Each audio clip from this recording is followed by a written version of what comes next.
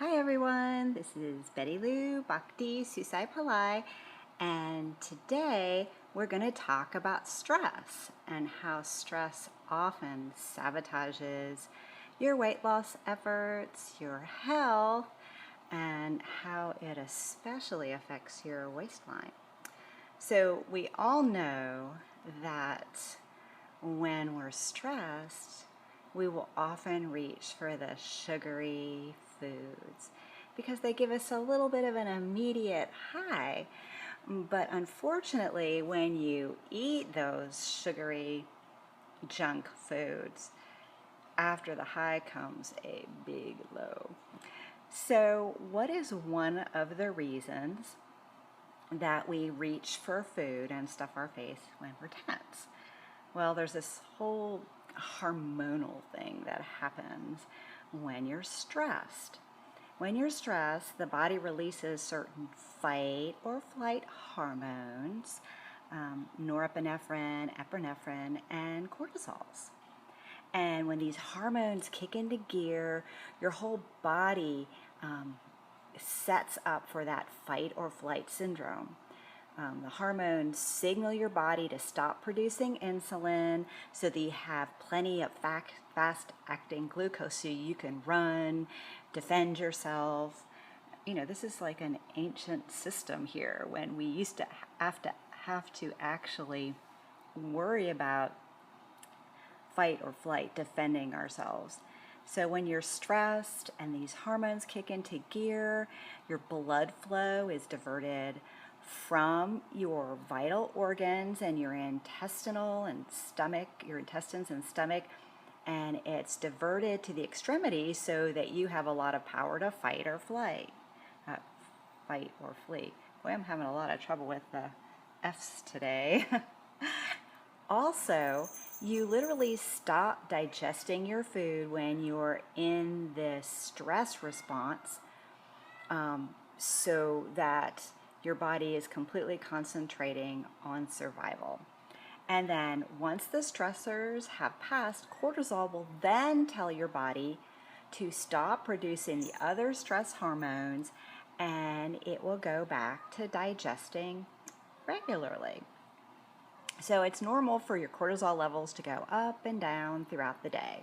But if you're chronically stressed and your cortisol levels are high all the time and stay there, that's when some of these problems start. So what does this mean for your waistline? Well, interestingly enough, when you're stressed and your cortisol levels are high, your body actually resists losing weight. Your body goes into like a starvation mode, your metabolism slows down, and you actually store what you eat as fat. It's almost like the body's saying, oh, we got to prepare for this emergency, so we're going to store what you eat as fat and slow the metabolism so we have plenty of energy to fight our foes. The body also hoards the fat that you already have when you're stressed. So even if you're like exercising, but if you're overly stressed, your body hoards the fat that you already have preparing for a fight or flight situation. So the next thing that makes stress and the waistline not so good is that cortisol itself directs the body to store fat around the belly because the abdomen has more cortisol receptors. I mean, doesn't that just suck? The belly fat or visceral fat, the fat that gets stored in your abdomen, it surrounds your organs. So that's even the more detrimental fat. We were talking the other day about subcutaneous fat, the fat underneath the skin. That's horrible to have, but it's not as bad as storing it around your organs. That increases inflammation, insulin resistance in the body, and it predisposes you not only to gain weight, but also leads to chronic diseases like diabetes and heart disease and cancer. So that's number 2 about stress and belly fat.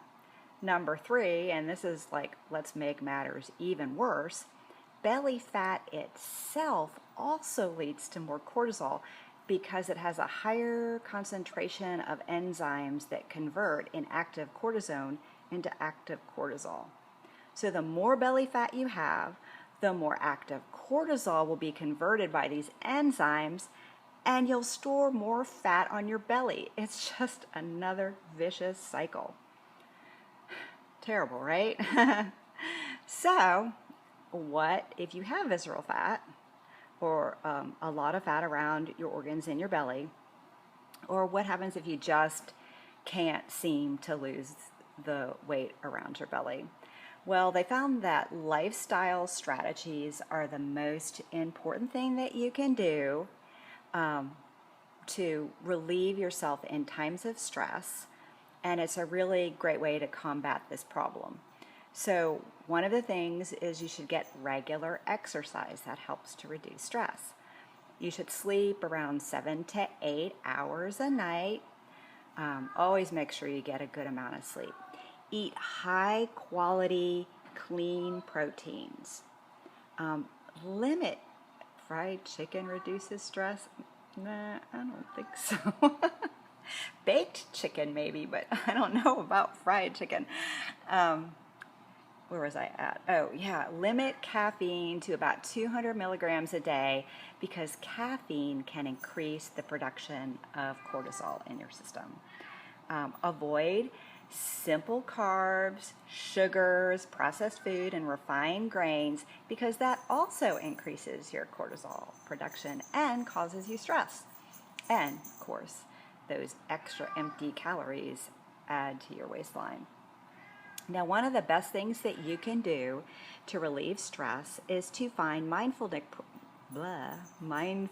practices like meditation, Tai Chi, yoga. They're really amazing to help relieve stress. And I would like to show you a technique that I do almost every day with not just me, but with my yoga students. It's a progressive relaxation exercise. So if everybody will get into a comfortable seated position, or if you're in a spot where you can lie down on the floor, on the couch, lie down and close your eyes and begin breathing deeply through your nose, in and out through your nose. If you inhale and exhale through your nose, it elicits the relaxation response. So inhale deeply and exhale completely through your nose. Keeping your eyes closed, notice the muscles in your feet. Inhaling, gently tense the muscles in your feet, and then relax your feet. Wiggle your toes, and then forget about the muscles in your feet. Now focus on your legs. Inhaling, gently squeeze those muscles in your legs, and then relax them. Roll and wiggle the legs a little, and then rest the legs in a position that feels comfortable for you.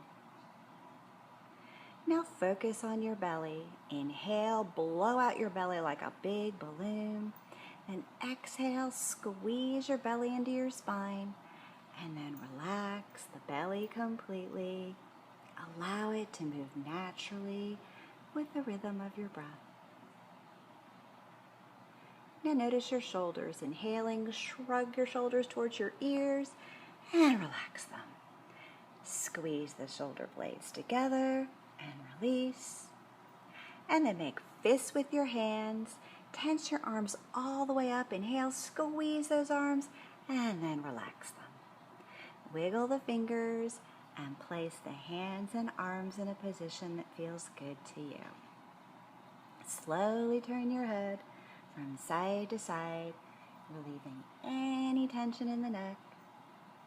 And then center the head, bring the chin towards the chest, and then relax the head completely.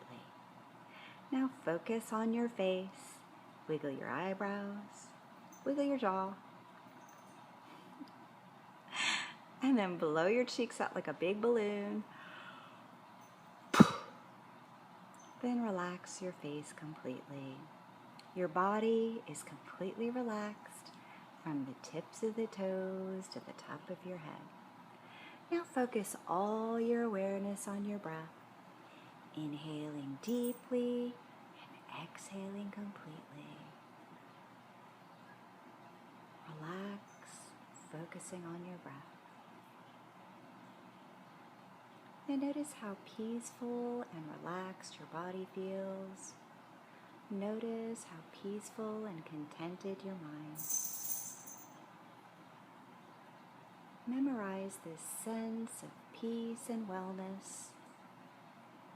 Memorize this contentment